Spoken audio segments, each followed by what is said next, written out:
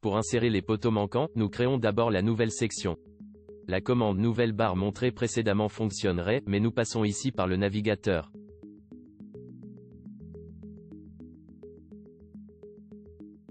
Nous faisons un clic droit sur section, puis sur nouvelle section. Dans la boîte de dialogue qui s'ouvre, nous sélectionnons une section rectangulaire de dimension 50 par 50 et le même matériau. La nouvelle section apparaît maintenant dans le navigateur.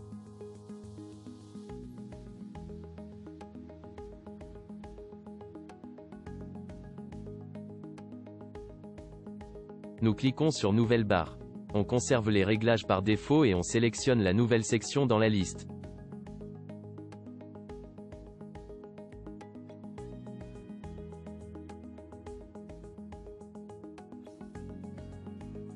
Nous insérons les deux poteaux restants de la même manière que dans la vidéo précédente.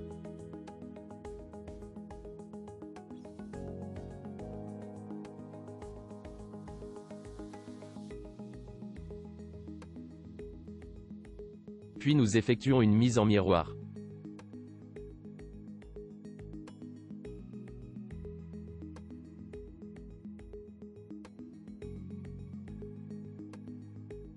Nous allons maintenant insérer des retombées de poutres sur toute la dalle centrale. On crée d'abord des lignes entre les poteaux. Nous cliquons sur une première tête de poteau, puis sur une seconde avant de faire un clic droit pour créer une nouvelle ligne.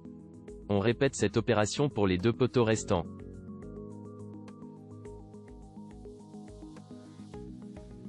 Nous ne pouvons pas encore insérer de retombées de poutres car les lignes parcourent différentes dalles.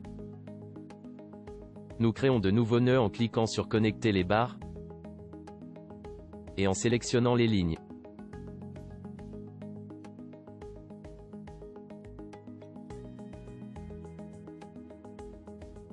Vous pouvez désormais voir les nouveaux nœuds sur la dalle.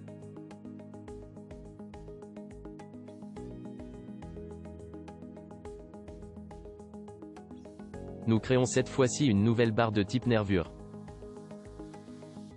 Puis nous créons une section rectangulaire de 25 par 50 selon la méthode habituelle.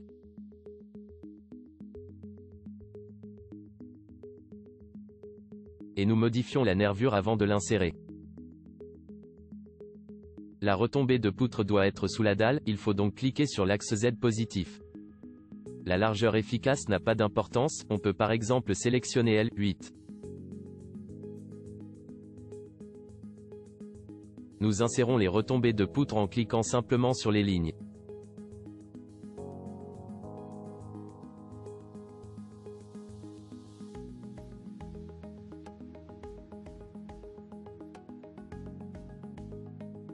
La prochaine étape consiste à copier un étage entier.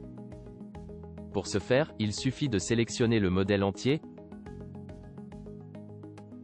puis de cliquer sur Déplacer et copier.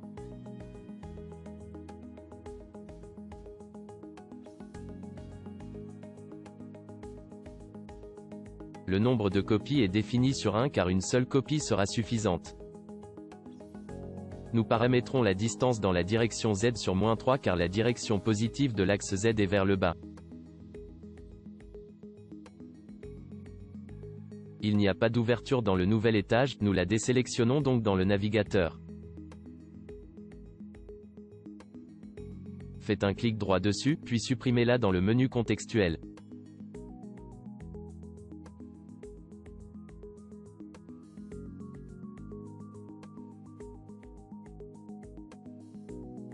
Nous entrons ensuite les deux treillis. Ils sont en acier S235, mais nous n'avons pas encore créé de section avec le matériau adéquat.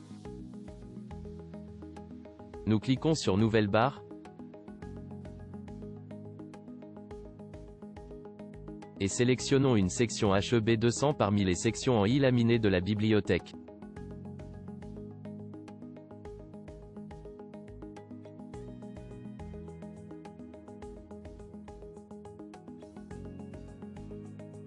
Les barres des membrures supérieures et inférieures sont de type poutre car elles doivent transférer tous les efforts internes.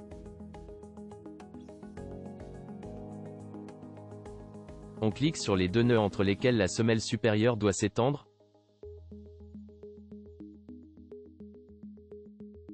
Puis on la divise en 6 parties égales en faisant un clic droit et en sélectionnant diviser la barre en n nœuds intermédiaires dans le menu contextuel.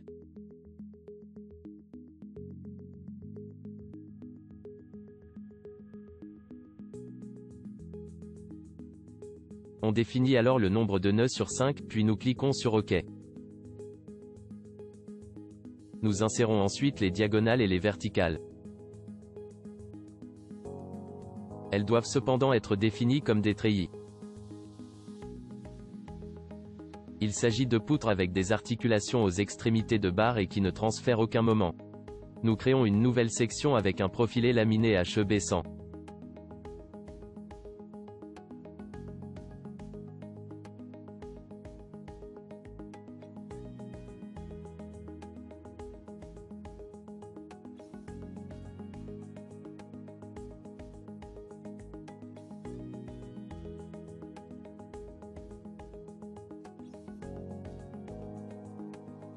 On insère d'abord les verticales d'1 mètre de haut de la même manière que les poteaux en béton armé.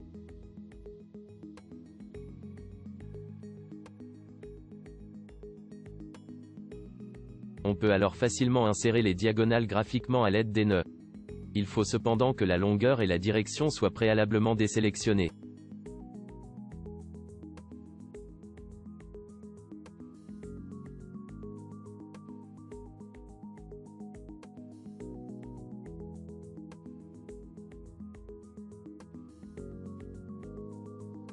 Enfin, nous recopions les 4 travées internes de la membrure supérieure vers le bas. Il n'est pas nécessaire d'utiliser la commande copier et déplacer. Il suffit de sélectionner les objets en maintenant la touche CTRL enfoncée,